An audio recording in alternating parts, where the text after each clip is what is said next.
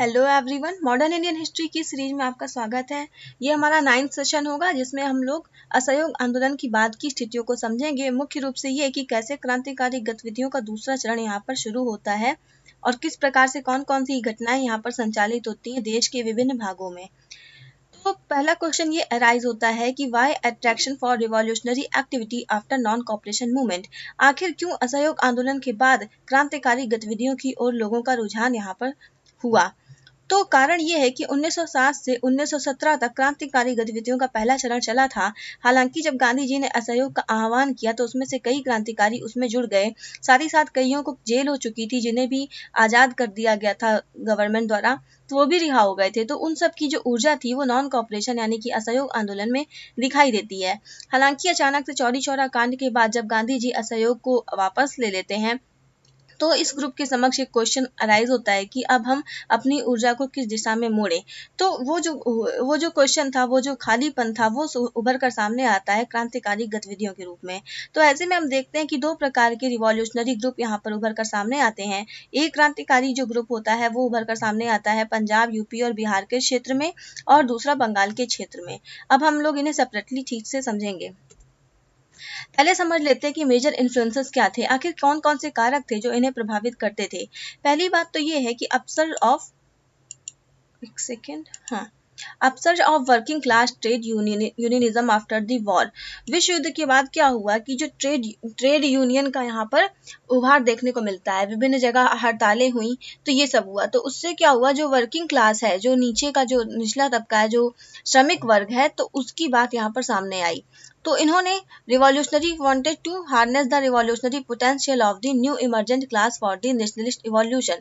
तो इनका मानना था कि जो क्रांतिकारी गतिविधियां हैं ये आकर्षित कर सकती हैं इन्हें, जो सोशल लेवल पे जो निचला तबका है, इसे हम लोग जोड़ सकते हैं। इसमें आंदोलन में जोड़ने का ये अच्छा मौका है और इनके अंदर काफी पोटेंशियल है, रिवॉल्यूशनरी पोटेंशियल जो है इसको हमें यूटिलाइज करना चाहिए, इन्हें भी इससे जोड़ना चाहिए। तो ये एक कारक था। दूसरा कारक ये होता है कि रशियन रिवॉल्यूशन यहाँ पर होती है 1917 में, रूस की क्रांति 1917 में होती है, और नए जो सोवियत के जो राज्य है इसकी स्थापना होती है, यंग सोवियत स्टेट की यहाँ पे स्थापना होती है। तो इससे मैसेज जाता है कि हमारे यहाँ भी एक सोशल मतलब समाजवादी राज्य होना चाहिए, ना कि ऐसा शोषणवादी राज्य।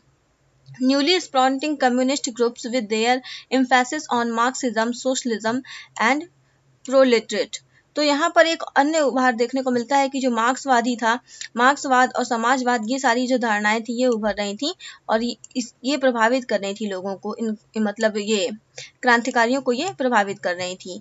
जनरल्स पब्लिक हो रहे थे कई सारे, तो उसमें भी किस चीज की बात होती थी, सेल्फ सेक्रीफाइस, आत्म बलिदान की बात होती थी, क्रांतिकारी गतिविधियों की बात होती थी। जैसे कि उसमें मुख्य नाम है आत्मशक्ति, सारथी और बिजली। आत्मशक्ति, सारथी और बिजली, आपको ध्यान रखना है कि क्रांतिकारी गतिविधियों को संचालित करने में काफी ये लोग मोटिवेशन का काम करते थे। साथ ही साथ कुछ नॉवेल्स और बुक पब्लिश होती हैं इसी पीरियड में, जैसे कि बंदी जीवन को लिखा था सचिंद्र नाथ सान्याल जी ने, और पाथेर दाबी लिखा था शरद चंद्र चटर्जी जी ने। शरद चंद्र चटर्जी का क्या हो गया, पाथेर दाबी, और बंदी जीवन हो गया सचिंद्र नाथ सान्याल को, सचिंद्र सान्याल भी इनको कहा जाता है। इसके बाद हम समझ लेते हैं कि जो नॉर्दर्न इंडिया था हमारा, पंजाब, यूपी और बिहार का क्षेत्र, तो वहां पर किस किस प्रकार से कौन कौन सी गतिविधियां हमें देखने को मिलती हैं। सबसे पहले हम पाते हैं कि यहाँ पर हिंदुस्तान रिपब्लिकन एसोसिएशन यानी कि HRA की स्थापना देखने को मिलती है, जो कि हुई थी अक्टूबर 1924 में कानपुर में, अक्टूबर 1924 में कानपुर में। और इसमें कौन कौन लोग संस्थापक का काम करते हैं, तो यहाँ पर राम प्रसाद बिस्मिल, योगेश चंद्र चटर्जी, सचिंद्र नाथ सान्याल और अन्य कई क्रांतिकारी थे जो इसकी स्थापना में महत्वपूर्ण भूमिका निभाते हैं। ठीक है। हालांकि इसके बाद हम पाते हैं कि इसका जो नाम है वो रीनेम कर दिया जाता है। यहाँ पर आप देख सकते हैं हिंदुस्तान रिपब्लिकन एसोसिएशन नेम है, हिंदुस्तान रिपब्लिकन HRA, ये नाम है इसका। और लेकिन बाद में क्या होता है कि इसको HSRA कर देते हैं। एस का एडिशन किया जाता है सोशलिस्ट प्रभाव यहाँ पर दिखाने के लिए। ठीक है। तो यहाँ पर देखिए लिखा है later renamed Hindustan socialist republican association और HSRA। तो ये चीज यहाँ पर देखने को मिलती है। साथ ही साथ हम देखते हैं कि काकोरी का जो कांड था वो ये लोग करते हैं। कौन लोग? ये HSRA वाले मतलब जो क्रांतिकारी थे ये करते हैं। The most important action of HRA was the Kakori robbery. Kakori कांड इनका सबसे इंपॉर्टेंट काम था। when held up to the 8 down train eight Kakori, 8 down जो ट्रेन थी काकोरी में उसको रोक लिया था, उसकी डकैती की जाती है। और एक अनजाना टाइप का एक विलेज था लखनऊ के पास, वो था, और इसको looted it's official railway cash. तो जिसका जो राजसी वाला जो था ऑफिशियल राजकोषीय जो कैश था उसको लूट लिया जाता है। HSRA determined the overcome of the Kakori setback the younger revolutionary inspired by socialist ideas। तो ये दिखाता है कि किस प्रकार से ये लोग समाजवादी विचारों से प्रभावित हो रहे थे।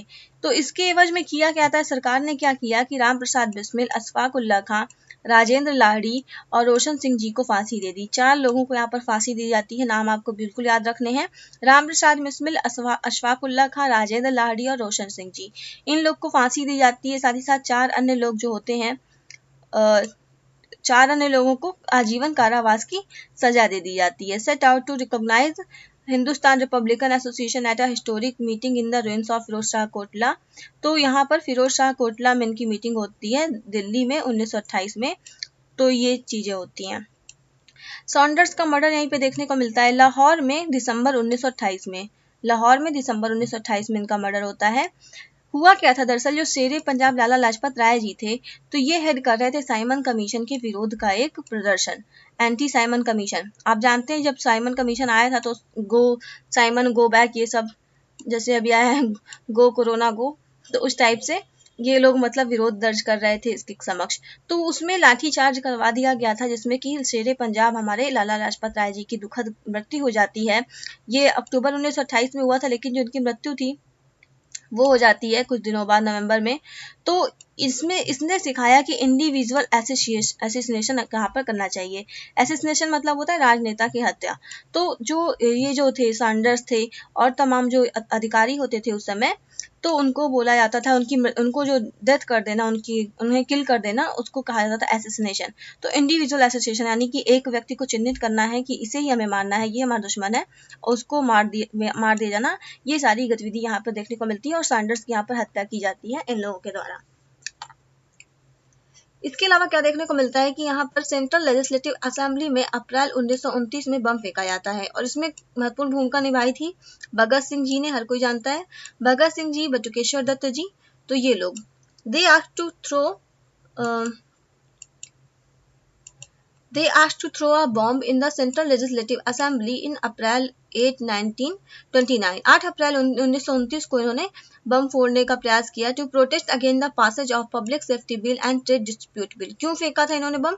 क्योंकि ये लोग विरोध प्रदर्शन करना चाहते थे पब्लिक सेफ्टी बिल और ट्रेड डिस्प्यूट बिल के बारे में, जो कि सिविल लिबर्टीज का हनन करता था और मुख्य रूप से जो वर्कर क्लास होता है उसकी गतिविधियों का, उसकी लिबर्टी का हनन करता था। क्योंकि ये इसी प्रकार के जो कम्युनिस्ट वाले विचार थे, समाजवादी विचार थे, उन्हीं पर ये रोक लगाने के लिहाज से लाया गया था। और ये लोग ऐसा मानते थे कि ये ब्रिटिश सत्ता को चुनौती देने में कहीं ना कहीं सक्षम है और उनका जो प्रभुत्व उसे ढीला कर सकता है, उसे कमजोर कर सकता है। यहाँ पर एक्शन अगेंस्ट द रिवॉल्यूशनरी, तो उनके खिलाफ क्या क्या एक्शन गवर्नमेंट यहाँ पर लेती है। देखिए भगत सिंह, सुखदेव और राजगुरु। भगत सिंह, सुखदेव और राजगुरु, इन लोगों के ऊपर लाहौर षड्यंत्र का केस चलाया जाता है, लाहौर कंस्पिरेसी केस। ध्यान रखना है भगत सिंह, सुखदेव और राजगुरु के ऊपर लगाया गया है लाहौर कंस्पिरेसी केस। जतिन दास जो थे वो यहाँ पर करते हैं कि strike.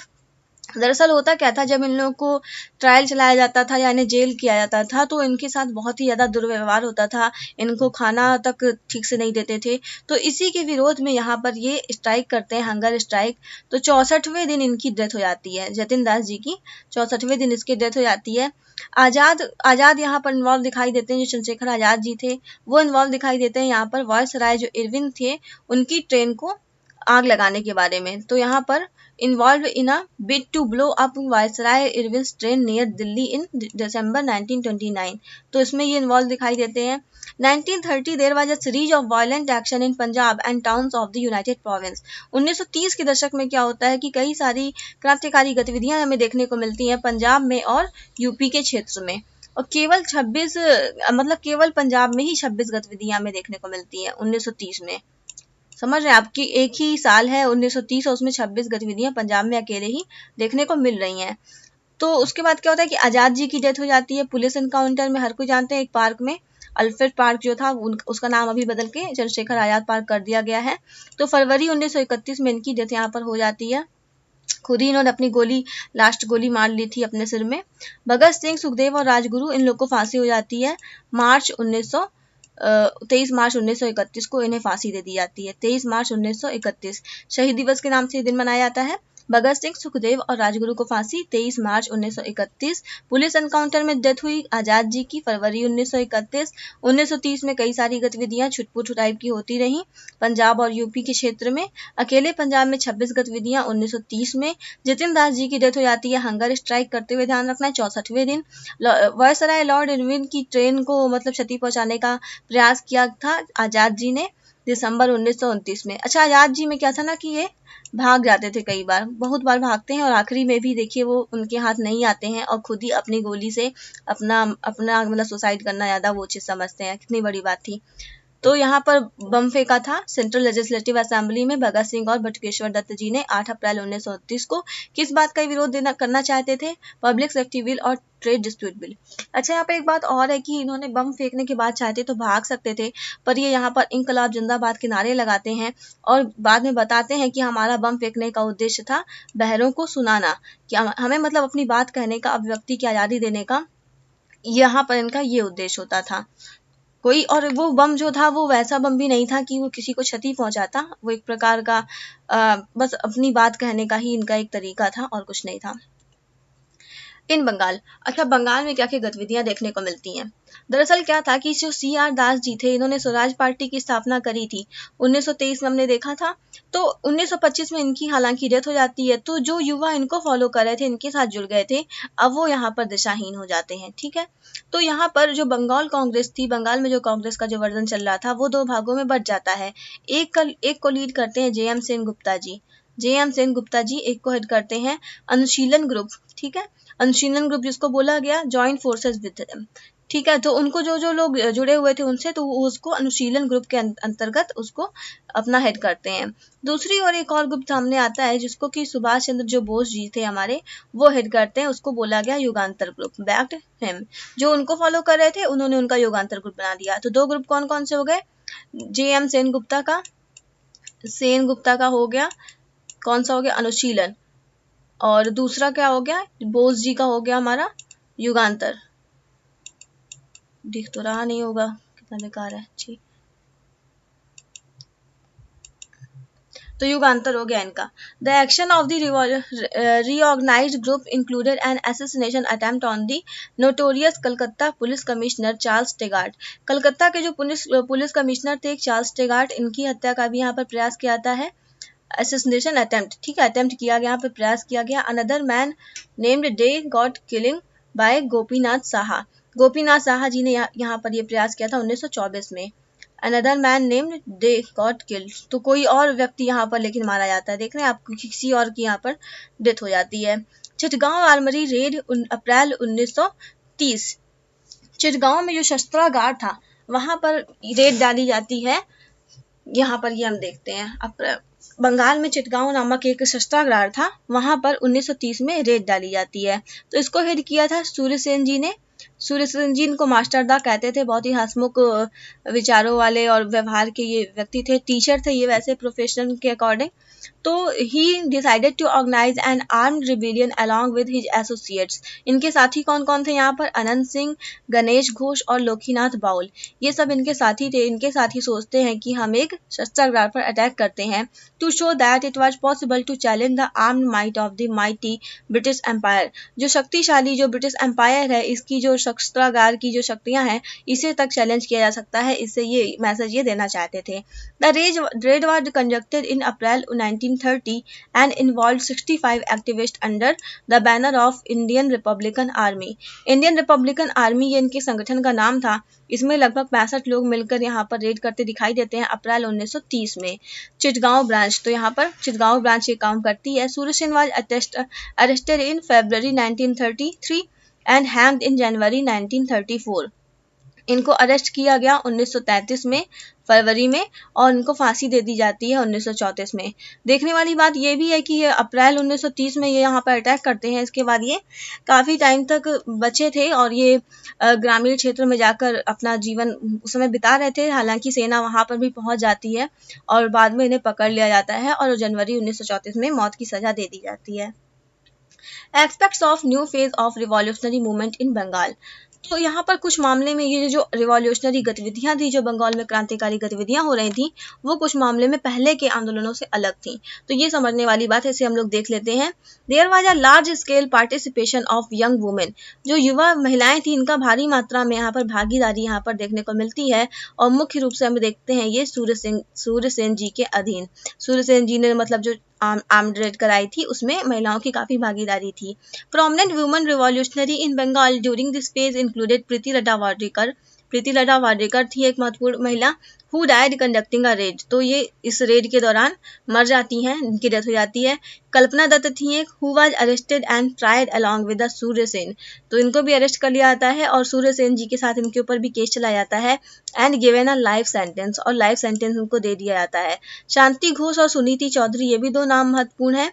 Shanti Ghosh and Suniti Chaudhuri school girl थी कोमिला की, और इन्होंने मार दिया था डिस्ट्रिक्ट मजिस्ट्रेट को, शॉट डेड डिस्ट्रिक्ट मजिस्ट्रेट। ठीक है, ये बातें हो गई। बीना दास जी अपने दीक्षांत समारोह के दौरान डिग्री लेते समय क्या करती हैं कि जो गवर्नर था उसको मार देती हैं गोली से। तो ये सारी बातें हो गई। कौन कौन नाम यहाँ पर सामने आया? प्रीति लता वाडेकर, जो कि रेड के दौरान अपने मृत्यु को प्राप्त करती हैं, शहीद हो जाती हैं। कल्पना दत्त थी, जिनको अरेस्ट कर लिया गया और आजीवन सजा सुना दी गई। शांति घोष और सुनीति चौधरी, ये लोग कोमिला की लड़कियां थी, कोमिला की स्टूडेंट थी, जिन्होंने डिस्ट्रिक्ट मजिस्ट्रेट को मार डाला। और बीना दास जी, जिन्होंने गवर्नर को गोली मारी जब वो दीक्षांत समारोह के समय अपना डिग्री ले रही थी तब। There was an emphasis on group action armed at organ of the colonial state instead of individual action। अब ये देखने वाली बात है कि जो बंगाल का ये जो था, तो यहाँ पर इंडिविजुअल के बजाय ये लोग जोर देते थे ग्रुप एक्शन के ऊपर। ठीक है, आपने देखा यहाँ पर कि जो सूर्यसेन वाला था, इसमें लगभग 65 लोग वहां पर गए थे आर्म्ड रिवेलियन करने, आर्म्ड मतलब आर्मरी करने, शस्त्रागार पर जो वो रेड डालने के लिए 65 लोग लगभग गए थे। तो बड़ी बात थी कि ये लोग इंडिविजुअल एक्शन के बजाय ग्रुप एक्शन पर बिलीव करते थे। The objective was to set an example before the youth and to do demoralize the bureaucracy. तो इसका उद्देश्य होता था कि जो युवा शक्ति है, इसके समक्ष एक उदाहरण प्रस्तुत करना, और साथ ही साथ जो ब्रिटिश का जो ब्यूरोक्रेसी है, इसका जो मनोबल है उसको छीन करना, इसका मनोबल गिरा देना। Some of the earlier tendency towards Hindu religiosity was said। जो पूर्व में जो क्रांतिकारी गतिविधियां थी, वो कहीं ना कहीं हिंदू धर्म के आसपास घूमती थी, जैसे कि जय भगवानी और इस टाइप का तिलक लगाना, उस टाइप की कुछ गतिविधियां थी जो कहीं ना कहीं धर्म से जुड़ी होती थी। अब यहाँ पर हम पाते हैं कि ये थोड़ा सा कम यहाँ पर हो जाता है, जैसे कि शपथ लेना, ये टाइप की गतिविधियां नहीं होती हैं। And this facilitated the participation bye मुस्लिम। इससे क्या हुआ कि जो मुस्लिम थे उनकी भागीदारी यहाँ पर देखने को मिलती है। सूर्यसेन के जो ग्रुप था उसमें कई सारे मुस्लिम थे, जैसे कि सत्तार, मीर अहमद, फकीर अहमद मियाँ और तानू मियाँ। तो तानू मियाँ, फकीर अहमद, मीर अहमद और सत्तार, ये ऐसे कुछ मुस्लिम यहाँ पर दिखाई देते हैं सूर्यसेन जी के ग्रुप में। There were some drawbacks too. इनके भी कुछ कमियां थी, हर किसी की होती हैं, तो यहाँ पर भी कुछ कमियां थी, जैसे कि इसमें कुछ कंजर्वेटिव एलिमेंट्स बने रहे आखिरी तक, तो ये इनकी कमी थी। साथ ही साथ ये ब्रॉडर इकोनॉमिक सोशल गोल पे ये अपना फोकस नहीं कर पाए। ठीक है, एक मतलब एक सीमित टाइप का था, देखा जाए तो इनका एम तो था समाजवाद ये सब लाना, लेकिन कहीं ना कहीं क्रांतिकारी गतिविधियों से ही जुड़े हुए हैं, और सामाजिक और इकोनॉमिक लेवल पर समाज के स्तर पर कुछ खास प्रयत्न यहाँ पर ये लोग नहीं कर पाए। These working with Swarajist fail to support the cause of Muslim peasantry against zamindars in Bengal. तो ऐसे में जो स्वराजिस्ट के प्रभाव वाले जो क्रांतिकारी होते थे, वो सपोर्ट करने में नाकामयाब रहते हैं। किसको? जो बंगाल में हमें देखने को मिलता है शोषण हो रहा था मुस्लिम समुदाय के कृषकों का, मतलब जो कृषक वर्ग है वो मुस्लिम है। ठीक, कृषक वर्ग, तो ये है किसान है। इतना गंदा चलता है, तो जाने दो, ये किसान है, ये कृषक वर्ग एक हो गया, ये है मुस्लिम। ठीक, लेकिन ये है तो शोषित ना, ये है तो शोषित, इसका एक्सप्लॉयटेशन हो रहा है ऊपर के जमींदार द्वारा। अब वो भले ही चाहे हिंदू हो। अगर आपका वास्तव में सोशलिज्म लाने का कॉन्सेप्ट है, अगर आप यहाँ पर समानता लाना चाहते हैं, शोषण को हटाना चाहते हैं, तो आपको सपोर्ट करना चाहिए किसे? इस मुस्लिम कृषक को। लेकिन कहीं ना कहीं ये लोग जो कंजर्वेटिव थॉट से यहाँ पर बने रहे, और ये लोग यहाँ पर इस मुस्लिम समुदाय को सपोर्ट करने में असफल साबित होते हैं। तो ये भी एक प्रकार से ड्रॉबैक था। नेक्स्ट देख लेते हैं ऑफिशियल रिएक्शन। जो गवर्नमेंट थी उसका क्या यहाँ पर रिएक्शन सामने आता है। There was a panic at first and then several government repression. शुरू में यहाँ पर गवर्नमेंट में पैनिक की स्टेज बन जाती है, लेकिन बाद में बहुत अच्छे से ये लोग उसका दमन करते दिखाई देते हैं। आर्म्ड विद 20 रिप्रेसिव एक्ट, 20 से अधिक यहाँ पर दमनकारी कानून लाए जाते हैं। The government let lose the police on the revolutionary, तो यहाँ पर ये पुलिस का प्रयोग करके इनको दबाने का काम करती है गवर्नमेंट। आइडियोलॉजिकल रीथिंकिंग, जो इनके आइडियोलॉजिकल जो इनकी आइडियोलॉजी होती थी, जो इनका दर्शन होता था, इसको ये लोग इसकी पुनर्व्याख्या यहाँ पर करते दिखाई देते हैं। The real breakthrough was made by Bhagat Singh and his comrades in term of revolutionary ideology. जो भगत सिंह और जो उनके साथी थे वो इस मामले में पुनर्व्याख्या करते दिखाई देते हैं, और यहाँ पर ये बात करते हैं रिवॉल्यूशनरी स्ट्रगल और गोल ऑफ द रिवॉल्यूशन। इस मामले में इसकी पुनर्व्याख्या करते हैं कि जो स्ट्रगल है वो कैसा हो, और जो हमारा जो उद्देश्य हो वो क्या होना चाहिए। Famous statement of revolutionary position is contained in the book of the philosophy of the bomb written by Bhagwati चरण वोहरा। भगवती चरण वोहरा जी ने एक पुस्तक लिखी है जिसका नाम है फिलोसफी ऑफ द बॉम्ब। वहां पर ये अपना सारा दर्शन समझाते हैं। ठीक, in other words revolution could be by the masses for the masses. जो इनका मानना था कि जो क्रांतिकारी गतिविधियां हैं वो केवल जनता द्वारा ही संचालित होंगी और जनता के लिए ही संचालित होंगी। मतलब यहाँ पर इंडिविजुअलिटी का कॉन्सेप्ट थोड़ा सा कम हो जाता है और जो जनता है उसका रोल प्रमुख हो जाता है। This is why Bhagat Singh has establish the Punjab Naujawan Bharat सभा। इसीलिए पंजाब नौजवान भारत सभा की स्थापना 1926 में जो होती है, इसमें भगत सिंह काफी कोऑपरेट करते हैं as an open wing of revolutionary to carry out political work. तो एक ऐसा ये ओपन विंग था जिसमें कि लोग जुड़कर राजनीतिक कार्यों में अपनी भूमिका अदा कर सकते थे। रीडिफाइनिंग रिवॉल्यूशन, क्रांति की भी ये पुनर्व्याख्या करते हैं। Revolution was no longer equated with the militancy and violence. तो इनका बोलना था कि अब यहाँ पर उग्रवाद और हिंसा से नहीं चलेगी क्रांति, बल्कि इसका उद्देश्य होगा नेशनल को लिबरेट करना। जो हमारा राष्ट्र है इसकी आज़ादी करना, ये हमारा उद्देश्य होगा, national liberation. Bhagat Singh said in the court, Bhagat Singh ने कोर्ट में क्या बोला था कि अब रिवॉल्यूशन को नहीं चाहिए, एक क्रांति को अनिवार्य रूप से रक्त रंजित जो युद्ध है वो नहीं चाहिए, ना ही यहाँ पर कोई पर्सनल लेवल पर कोई हमें बलिदान की जरूरत है। It is not the cult of the bomb and pistol. तो यहाँ पर ये केवल बम और पिस्तौल की डिमांड नहीं होती है। By revolution we mean the present order of the things which is based on manifest injustice must change. हमारा क्रांति से क्या तात्पर्य है कि जो अन्याय की अवस्था है, जो अन्याय के पर आधारित जो व्यवस्था है, इसको चैलेंज किया जाना, इसको चेंज करना। तो ये बात ही बोलते हैं कि जो केवल हिंसा है, आप हमारी क्रांति जो है, ये जो हमारा उद्देश्य है, आप उसे केवल हिंसा से ना जोड़ें। हमारा उद्देश्य ये है कि जो शोषणकारी व्यवस्था जो उपलब्ध है, जो उपस्थित है, इसको हम चैलेंज करें, इसे हम बदलें। ही डिफाइन सोशलिज्म साइंटिफिकली, जो समाजवाद है इसकी वैज्ञानिक व्याख्या करते हैं as abolition of capitalism and class domination. इन्होंने बोला कि जो वर्ग का प्रभुत्व है, एक वर्ग मतलब क्या है कि कैपिटल वाला पूंजीवादी वर्ग है, और जो दूसरा है वो श्रमिक वर्ग है। तो इस पर जो प्रभुत्व है इस वर्ग का, कैपिटलिज्म वाले वर्ग का, तो इसको एबॉलिश करना, ये हमारा कॉन्सेप्ट है। और यहाँ पर इसको ये इसी प्रकार से वैज्ञानिक व्याख्या इसकी करते दिखाई देते हैं लोग। तो आज के लिए इतना ही है। तो चैनल को आपको सब्सक्राइब करना है, वीडियो को लाइक और शेयर करना है। साथ ही साथ आपको ये बताना था कि हमिंग बर्ड क्लासेस नाम से टेलीग्राम पर एक चैनल है, आप प्लीज इसको टेलीग्राम ऐप में सर्च करें और इसको ज्वाइन कर लें। यहाँ पर क्या होगा कि सारे नोटिफिकेशन आपको दे दिए जाएंगे जब भी कोई वीडियो अपलोड होगी तो। और साथ ही साथ जो पीडीएफ्स होते हैं वो कंपाइल्ड पीडीएफ हम उपलब्ध कराते हैं।